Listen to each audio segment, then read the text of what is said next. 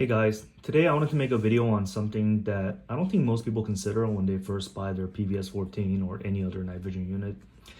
And I don't think it's really talked much about on YouTube or on the forums or anywhere else. And this has to do with lens covers. And you can see right here that I have a Butler Creek scope cover on my PVS-14. And these covers weren't made for PVS-14s. They were originally made for rifle scopes, but it works.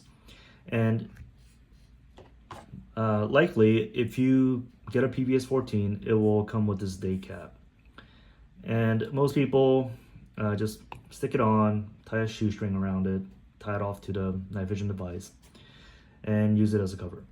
But the issue is that if you're running a sacrificial lens on your PVS-14 or any other device, it doesn't really stick on very well. It tends to fall off and doesn't like to stick on. And if it catching on something, it will likely fall off, or if you even have it upside down, it may fall off. So it's not the best. That's why a lot of people run these Butler Creek covers, and there are a few sizes you can try out.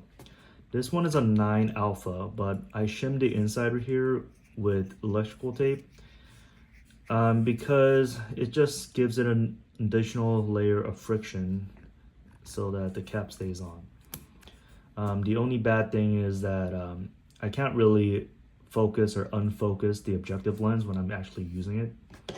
But I heard that if you get a size 9 or a size 7, it will stay on there much tighter, and you can actually focus and unfocus the objective lens when you're using the device. And a third option that a lot of people are going for, let me open the box.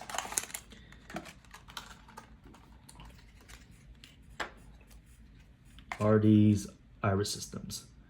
So this is an iris that threads directly into the objective lens, and it's pretty cool. You just open it and close it for when you're using your night vision device, and it also controls how much light enters the device.